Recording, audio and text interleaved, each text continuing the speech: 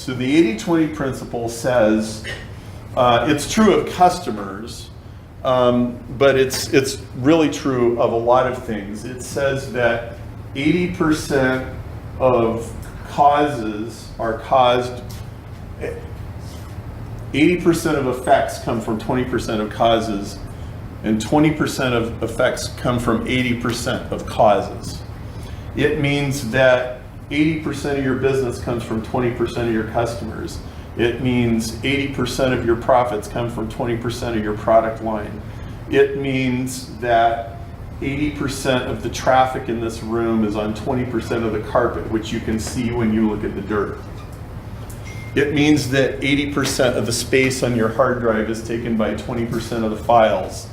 80% of the texts are with 20% of the people that you're friends with. This is true across the board. And if you understand this very deeply, you'll find this is a huge shortcut to all kinds of things: getting jobs, starting companies, managing your time. So I want to tell you a little bit of my story here.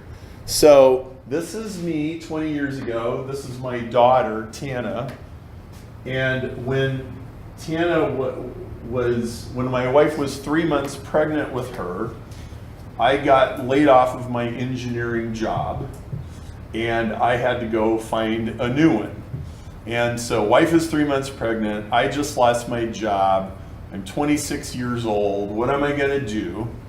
And I looked around in engineering. I couldn't find anything, so I went into technical sales. And I had 2 years of bologna sandwiches and ramen soup. It was great. And peanut butter and jelly sandwiches. And another good one, when you're poor, baked potatoes and salsa. That's a good one. So this was our life.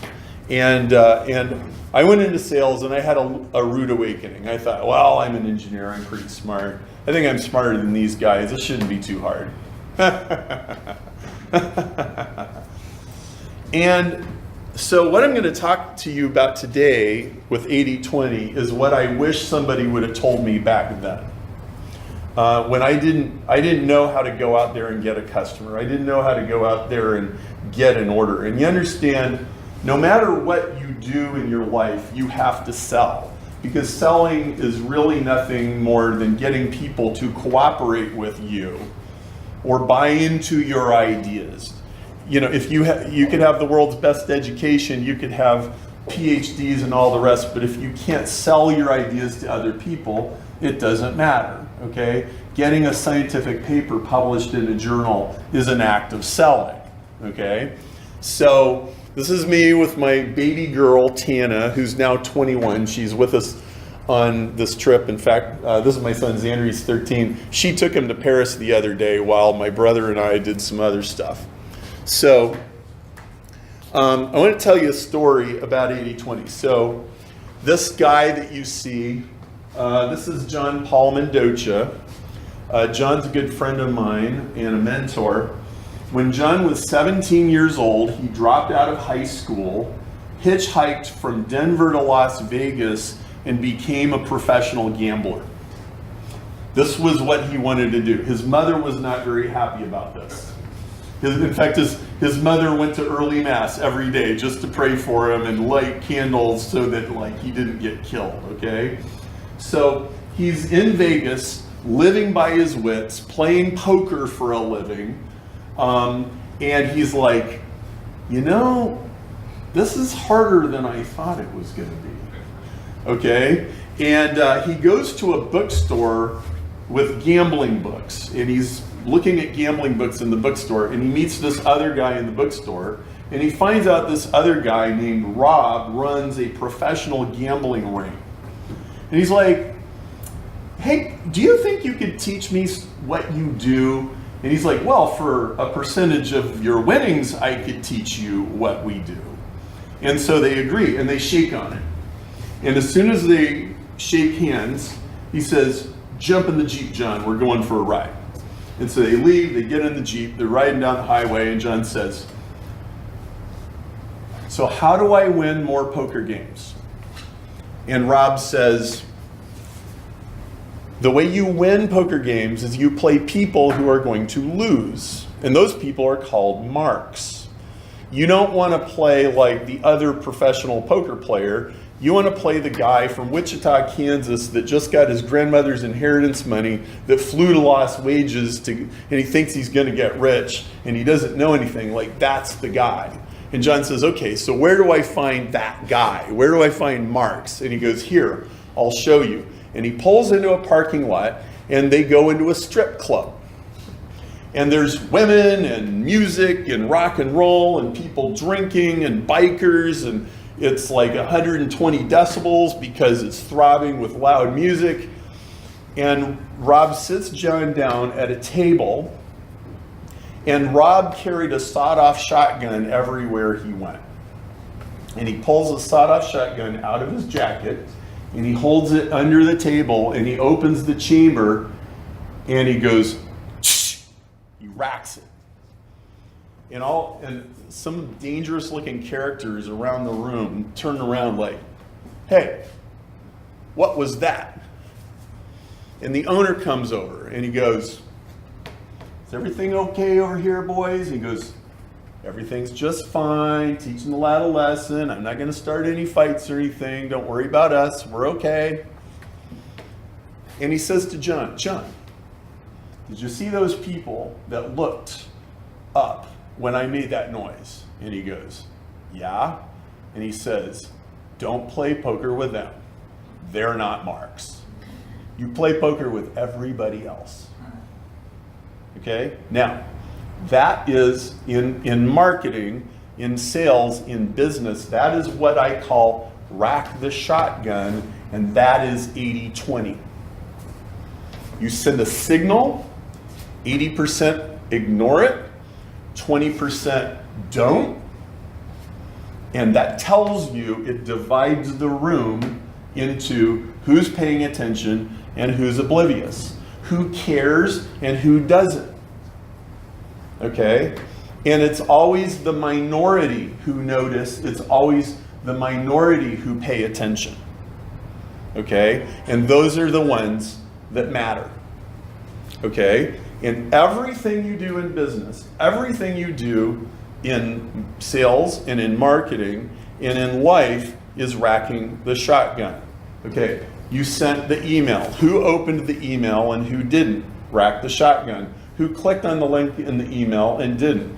Rack the shotgun. Who signed up to come to your little event? Rack the shotgun.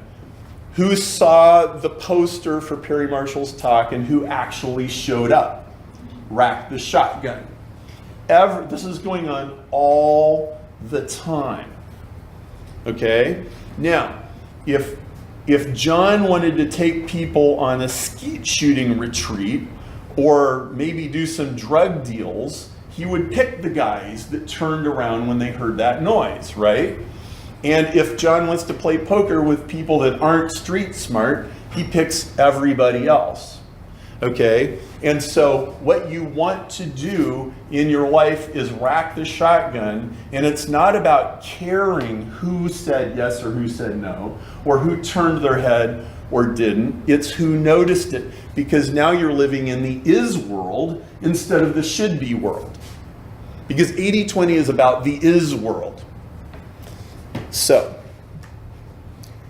if you understand 80-20, you'll make more money with less effort.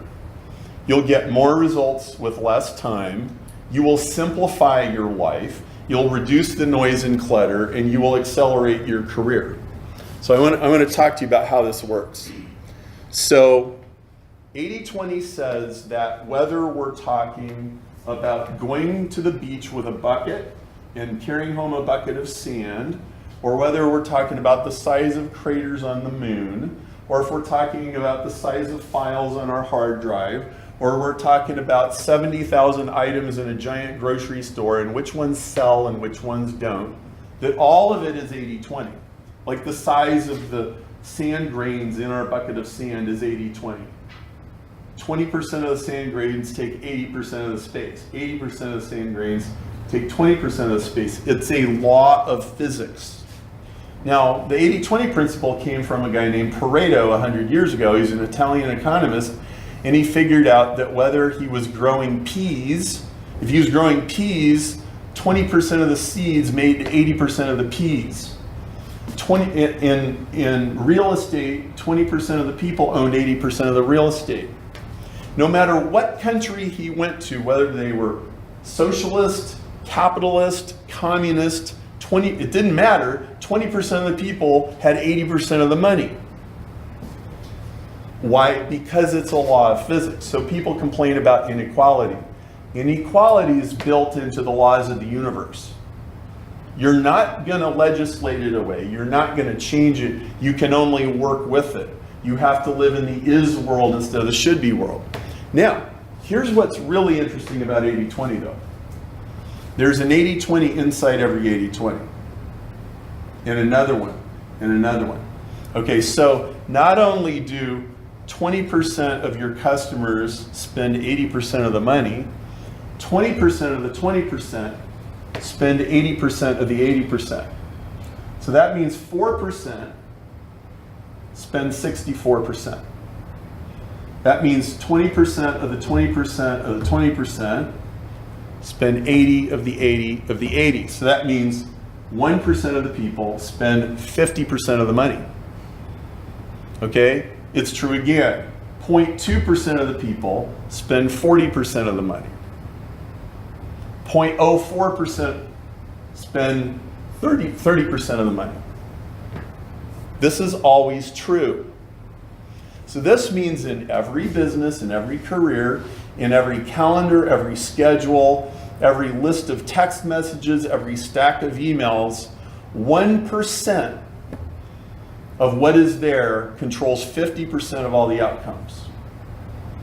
Okay, so that means you can ignore 90% of what goes on.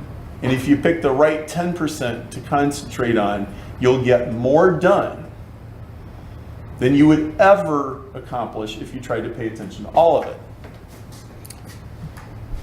So, most people treat their customers like they're all equal. Like, you know, all those guys there. But this is the reality of customers, that one guy is important as 2 of these guys, which is important as 4 of these, which is important as 8 of these, which is important as 16 of these. This is how customers actually are. So if you're treating everybody equally, you're leaving all kinds of money on the table. So 80-20 applies to revenue, time vampires, people that like clamp down on your neck and suck your time. Okay? Insurance claims, size of claims, disputes, breaking of laws. 20% of the criminals break 80% of the laws. The expense of acquiring customers, days hospitalized, size of clients, cost of prescriptions, time spent on a website, emails, phone calls, all this stuff. It's all 80-20.